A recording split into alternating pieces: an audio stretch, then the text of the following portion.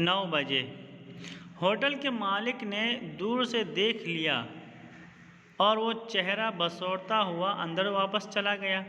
Hotel का मैला कुचैला छोकरा जिसने चाय बनाई थी नकद पैसे मांगने लगा। मैंने कहा, अरे भाई, पैसे कल दे दूंगा। उसे मुझ पर एतबार नहीं था। आपने कल भी यही कहा था, उसने पलटकर जवाब दिया। मुझे ख्याल था कि मुझे आज कुछ पैसे मिल जाएंगे। मुझे हुक्म है कि जब तक पहले के पैसे ना दे दें आपको चाय नहीं दी जाए। ओहो। देखिए, 9 बजे कहते हैं कि होटल के मालिक, जो कि मुझसे बहुत दूर से देख लिया था, उन्होंने अपना चेहरा बिगाड़ा, यानी मुंह फुलाकर गुस्से से, नाराज़गी से वो वापस होटल में चले गए। और होटल में काम करने वाला एक छोटा सा वेटर जिसने चाय लाकर दी थी, उसने कहा, वो पैसे हमारे राइटर से पैसा मांगने लगा। तो राइटर कहते हैं कि brother, I will give you tomorrow. तो वो वेटर को इस राइटर पे एतबार नहीं है। Okay, waiter could not trust on our writer Vaikom Muhammad Basheer. He replies the same you have said yesterday. Okay, he replies in return. हमारे राइटर कहते हैं कि I was thinking that today I could get some money. Okay, therefore I said that I will give you tomorrow, but I did not get any money, therefore I could not give you today। तो waiter कहता है, मुझे हुक्म है कि जब तक पहले के पैसे न दे दें आपको चाय नहीं दी जाए। Okay, the waiter replied, I am ordered that you will not be served with tea until you pay the remaining bill। ओह ओह। 10 बजे। मेरे होंठ सूख गए, मेरा हलक खुश्क हो रहा था।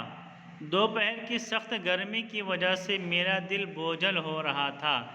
इसी लम्हे 8-10 साल की उम्र के पतले दुबले जर्द चेहरे वाले 2 ईसाई लड़के लकड़ी की खड़ाव बेचते हुए मेरे दरवाजे पर आए। उन्होंने आवाज़ लगाई, 3 आने जोड़ी। लड़कों, मुझे इनकी ज़रूरत नहीं है, लेकिन अगर आप जैसे लोग भी नहीं खरीदेंगे तो फिर कौन खरीदेगा? लड़कों, मुझे ज़रूरत नहीं है, मेरे पास पैसे नहीं हैं। ओह। उनके चेहरों पर बेएतबारी थी। वो इतने मासूम थे कि ज़ाहिर के पीछे हकीकत को नहीं समझ पाए। मेरे कपड़ों, मेरी आराम कुर्सी को देखकर मुझे सर कहकर मुखातब किया जाता है, लेकिन आराम कुर्सी, कमीज़, धोती, जूते, इनमें से कुछ भी मेरा नहीं है। मेरे पास कुछ भी नहीं है, यहाँ तक कि मेरा बदन भी क्या मेरा अपना है? हिंदुस्तान का हर शहर मैंने घूमा है और कितनी अलग अलग जगहों पर अलग अलग तरह से रहता रहा हूँ। मेरा खून, मेरा गोश्त पोस्त और मेरी हड्डियाँ तक हिंदुस्तानी हैं। कन्याकुमारी से कश्मीर तक, कराची से कलकत्ता तक, दरअसल हिंदुस्तान के तकरीबन हर हिस्से में मेरे दोस्त मौजूद हैं। मर्द, औरत, मेरे सभी साथी एक एक करके मेरे जहन में आ रहे हैं। पूरे चांद की चांदनी की तरह मुअत्तर मेरी मोहब्बत पूरे हिंदुस्तान में फैल जाए, मेरी ये ख्वाहिश है। लेकिन मुझे जानने वाला, मुझसे मोहब्बत करने वाला कौन है? मैं सब कुछ हूँ, लेकिन वाक़तन मैं क्या हूँ? आह, मुझे कितनी तकलीफ़ होती है। दर्द से मेरा सर फटा जा रहा है, क्योंकि मैंने चाय नहीं पी थी। दर्द की वजह से सर उठाने में भी तकलीफ़ हो रही थी। बेहतर है कि मैं जाकर खाना खाऊं। इसी सरदर्द की हालत में मुझे 1 मील की मसाफत तय करना है, लेकिन कम से कम भरपेट खाना तो मिल जाएगा। देखिए, कहते हैं 10 बजे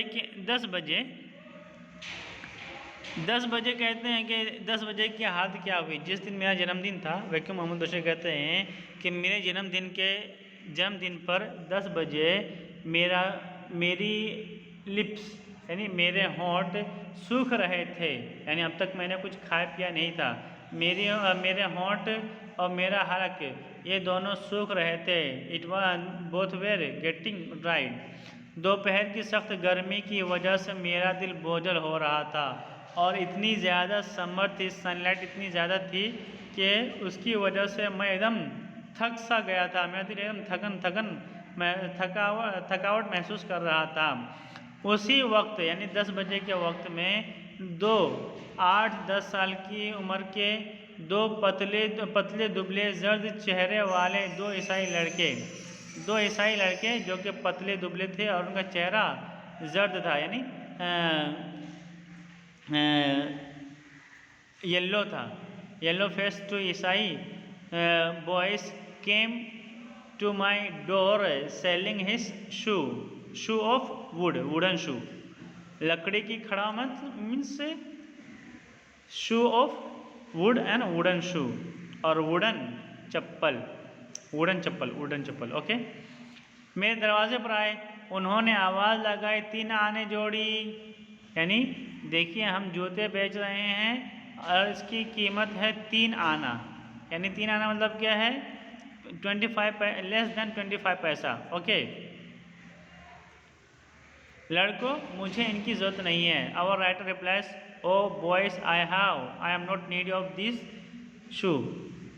द बॉयज सेस, लेकिन अगर आप जैसे लोग भी नहीं खरीदेंगे तो फिर कौन खरीदेगा। बॉयज से if persons like you will not purchase from us, then who will purchase। लड़कों मुझे ज़रूरत नहीं है, मेरे पास पैसे भी नहीं हैं। Okay, our writer says, O boys I have no need of this things. Okay, I have no need of this shoe and I have no money. Boys say, ओहो, उन बच्चों के चेहरों पर बेतवार थी। मीन्स वो बच्चे इसको राइटर को ये they were not agree that the writer means Vaikom Muhammad Basheer is speaking true. Okay, वो इतने मासूम थे कि ज़ाहिर के पीछे हकीकत को नहीं समझ पाए। Okay, those boys were so innocent that they could not understand the reality behind the outer side। Okay, अभी मेरा आउटर साइड को देखकर वो हकीकत को पहचान नहीं सके। They could not find out reality behind the my outer side. Outer means open side, open life. मेरे कपड़ों, मेरी आराम कुर्सी को देखकर मुझे सर कहकर मुखातब किया जाता है, लेकिन आराम कुर्सी, कमीज़, धोती, जूते, इनमें से कुछ भी मेरा नहीं है।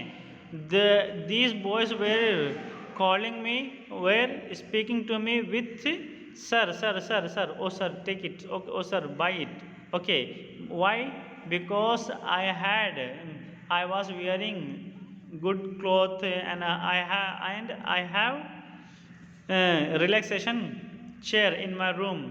Okay, therefore those boys were talking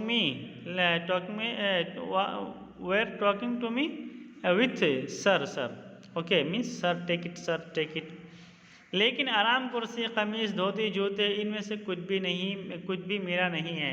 but all these are not mine. Okay, it is others. मेरे पास कुछ भी नहीं है, यहाँ तक कि मेरा बदन भी क्या मेरा अपना है। I have nothing until even my body is my own।